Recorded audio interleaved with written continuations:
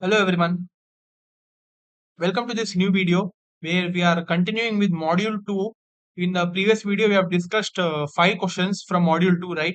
So again some 5 to 6 questions are there from this module.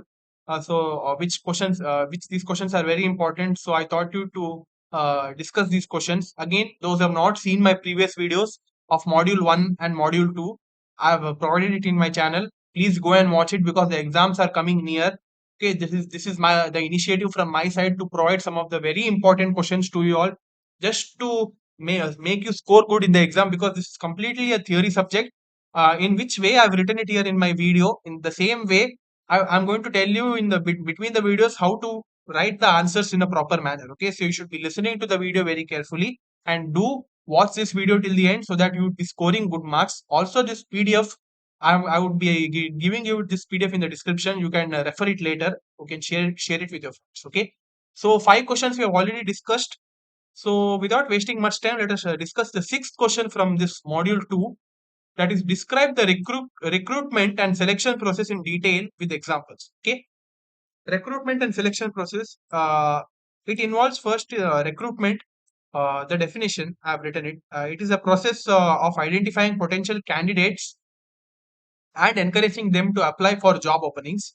It acts as a bridge between job seekers and employers by creating a pool of qualified applicants. Okay, so this is the basically the definition of this recruitment. Next is identifying job vacancies. Okay, organizations determine their manpower needs and identify vacant positions that require filling.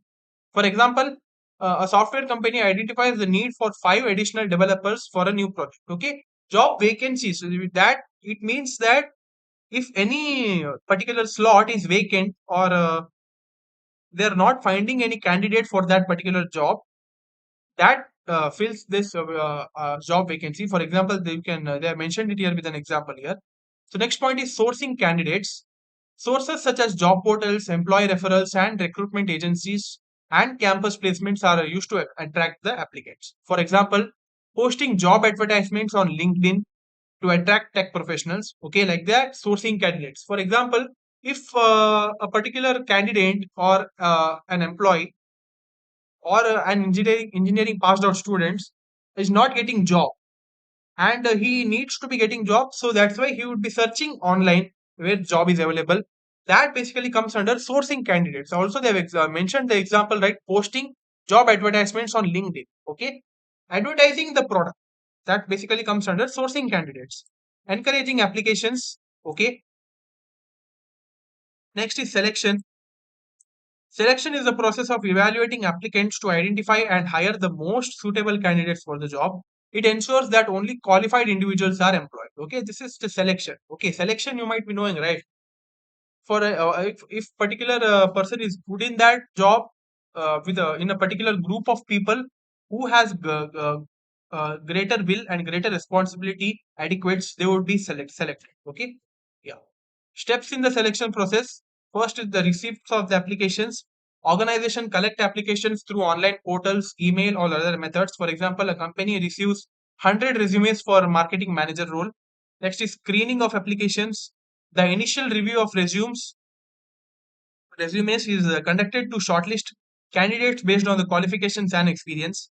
For example, shortlisting 20 resumes out of 100 that match the required skill set. Next is employment tests. Candidates undergo tests to assess their skills, knowledge, or personality traits to relevant to their job.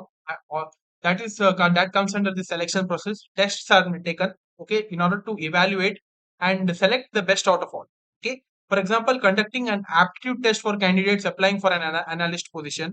Also, the aptitude tests are conducted for any engineering interview, right? Yeah. Next is, after that, the interviews. Those who are shortlisted after the tests or aptitude rounds, they are eligible to be facing the interviews. Okay, shortlisted candidates are interviewed to assess the suitability for the role. This may include technical round, HR round, or panel interviews. Okay, for example, a project manager candidate is interviewed to evaluate leadership and problem solving skills. Next is background investigation and medical examination. Okay, this basically comes before the interview part. Okay, next is the final selection. After the interview, the HR or the interviewer would be analyzing all of your tests and your skills about how you have faced the interview, and final selection is made based on your interview. Okay. After evaluating all aspects, the organization offers employment to be selected candidate. For example, offering the role of a software developer to a candidate who passed all the selection stages. Okay, this comes under final selection. So next question: define directing. Explain the process of giving orders and its significance in effective directing. Directing is a process of guiding, motivating, and supervising employees to achieve organizational goals. It involves giving instructions, communicating effectively, and ensuring tasks are performed efficiently. Okay, so you can see that all the definitions, directing, management, administration, all are related to one another. Just some of the key points you should be mentioning during the writing of the definition, and also it should be meaningful. Okay, whatever definitions you should be writing, it should be of meanings. Okay, whatever you write, if you don't know, also just try to link it with the real life scenarios in your life where you would be facing these situations, and then analyze it, and then try to write it without changing any meaning of that. Okay, like that you could be writing any answer.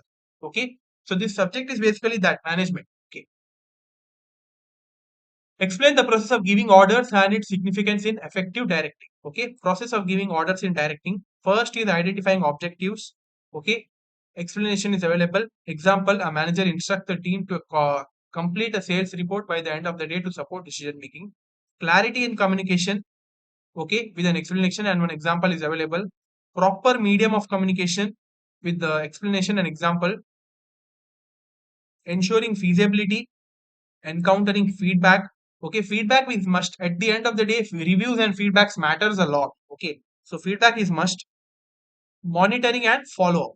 Okay, significance of giving orders in effective directing. First is clarity and focus, enhanced coordination, improved efficiency, employee motivation, accountability, adaptability to changes, etc. These are some of the key factors of significance of giving orders of effective directing. Okay, so next question: define motivation and compare and contrast the Maslow's theory and Herzberg theory with suitable example. Okay, this is also a multiple time repeated question.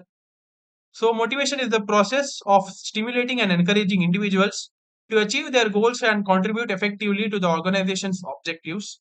It drives employees to perform better by satisfying their personal and professional needs. Okay, Maslow's theory of motivation, it includes the psychological needs, basic survival needs such as food, water, and shelter.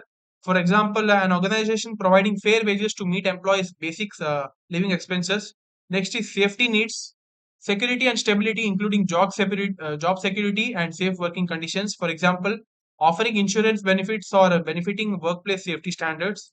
Next is social needs, the need for belonging, relationships, and social interaction. For example, encouraging teamwork and organizing social events at work. Esteem needs recognition, respect, and self worth.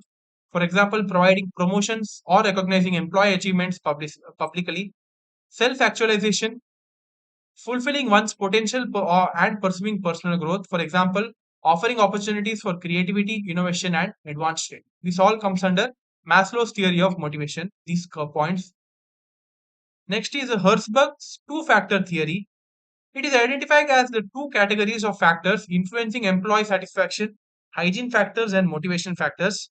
So, under hygiene factors, it prevents the dissatisfaction.